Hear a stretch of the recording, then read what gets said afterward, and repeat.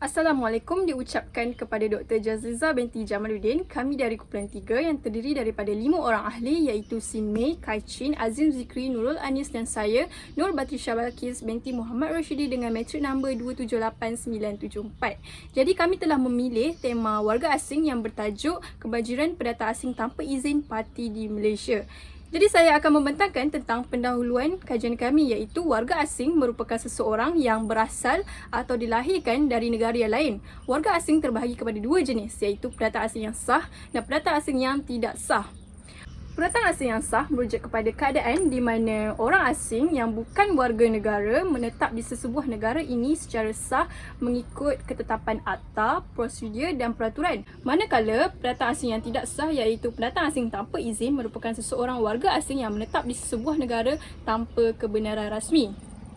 Pendatang asing tanpa izin di Malaysia dikatakan semakin serius. Jika kita membiarkan perkara ini berlaku, maka ia akan mengganggu keamanan dan keharmonian di dalam negara Malaysia. Jadi objektif kajian kami ialah untuk mengenal pasti tentang punca yang menyebabkan kebanjiran pendatang asing tanpa izin di Malaysia.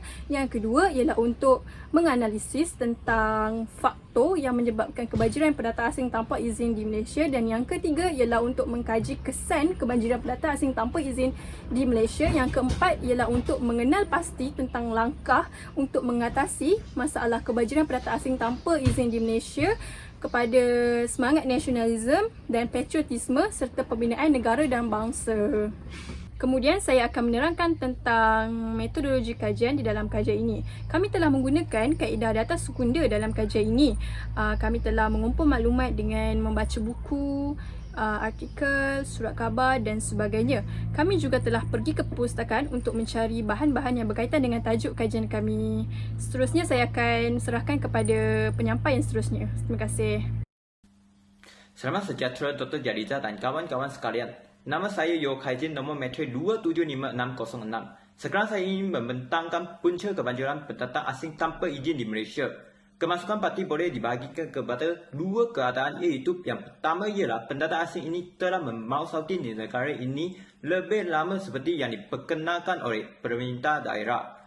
Keadaan kedua, pendatang asing ini telah memasuki negara ini tanpa persetujuan pemerintah asing dan meninggalkan negara itu tanpa persetujuan pemerintah negara itu. Sebelum mereka, pendatang asing awal di Malaysia ialah China dan India. Mereka memasuki Malaysia secara tanpa izin melalui perantara atau secara peribadi dan bekerja di lombong, kebun getah dan tempat-tempat lain. Selepas kemerdekaan, kebanjiran pendatang asing berlaku di Malaysia kerana ekonomi berkembang dan mempunyai projek pembinaan yang banyak terutamanya KLCC, KLIA, Menara Berkembang Petronas, MRT, LRT dan Motorola. Tiga punca menyebabkan kebanjiran parti di Malaysia. Pertama, kekurangan tenaga bekerja. Malaysia merupakan sebuah negara yang membangun. Pengambilan tenaga kerja asing amat diperlukan untuk membantu pembangunan negara. Kedua, masalah ejen-ejen haram. Ejen haram memberi bantuan kepada parti untuk menyeludup masuk ke negara ini jika parti membayar kos kepada mereka. Ejen haram juga akan memberikan berbagai kemudahan kepada parti seperti menyediakan pengangkutan dokumen identiti palsu serta menolong mereka mencari kerja. Ketiga, sikap rakyat Malaysia. Dari sikap rakyat, segelintir rakyat Malaysia yang berhasrat untuk membuat perniagaan sendiri dan tidak mahu membuat kerja-kerja berat.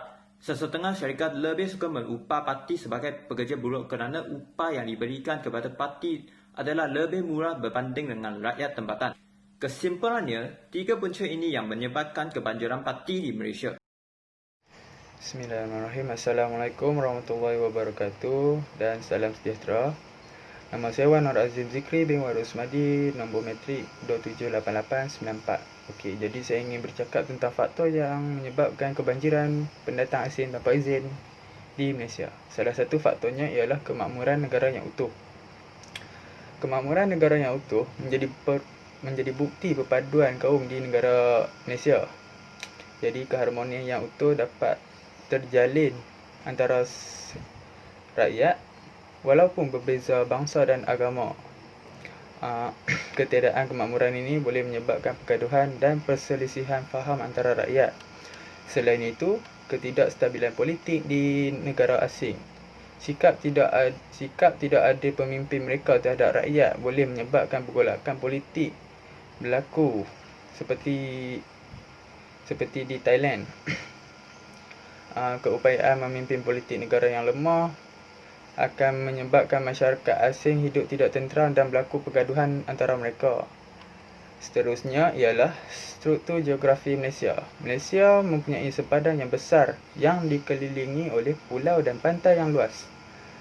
Hal ini menyukarkan aktiviti pemantauan oleh pihak berkuasa dan menyebabkan kebanyakan parti menggunakan jalan laut dengan menaiki perahu kecil untuk menyeberangi sempadan.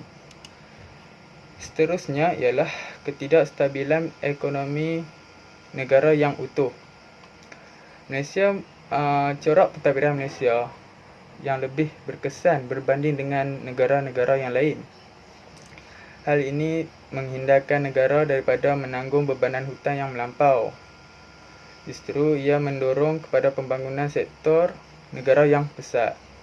Sekian, terima kasih. Assalamualaikum warahmatullahi wabarakatuh. Saya Nurul Anis binti Mak Tanudin. Nama matrik 279-064 ingin membentangkan kesan kebanjiran pendatang asing tanpa izin di Malaysia. Yang pertama, peningkatan kadar jenayah. Kemasukan parti dikatakan mengancam keselamatan masyarakat tempatan dan kawasan bandar kerana mereka menimbulkan banyak kes jenayah yang boleh merenggut nyawa. Kebimbangan masyarakat Malaysia terhadap kebanjiran parti dikatakan semakin hari semakin ketara apabila isu ini tidak dapat diselesaikan. Yang kedua, penularan wabak penyakit berjangkit. Tanpa kita sedar, mereka telah menyebarkan banyak penyakit yang sangat bahaya kepada masyarakat tempatan di negara kita. Antara penyakit yang boleh tersebar adalah penyakit kusta, AIDS dan HIV. Oleh itu, kedatangan parti ini perlu diselidik agar penyakit berbahaya ini dapat dielakkan. Selain itu, menjejaskan hak rakyat Malaysia. Parti dikatakan merebut peluang pekerjaan warga tempatan di Malaysia dan lambakan parti telah memonopoli pekerjaan di Malaysia. Majikan lebih cenderung mengambil pekerja asing yang sah atau tidak sah kerana gaji mereka lebih murah.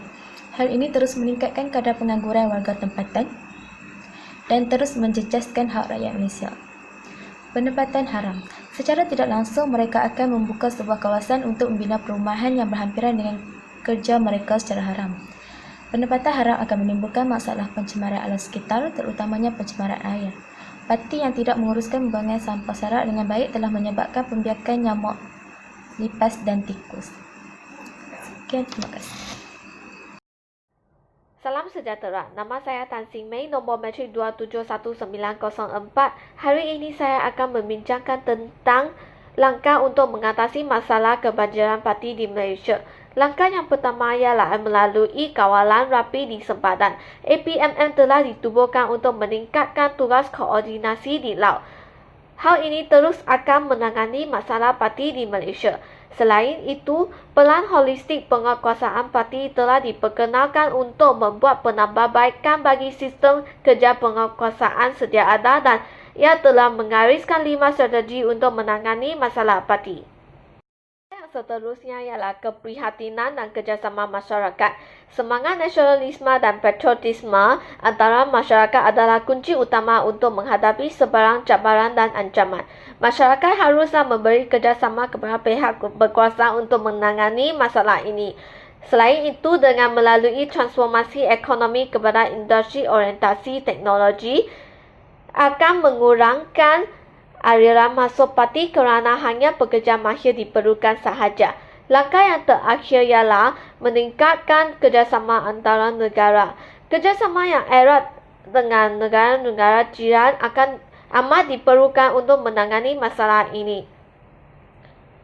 Kesimpulannya, masalah kebanjiran parti telah membangkitkan pelbagai impak yang serius terhadap pembinaan negara dan bangsa.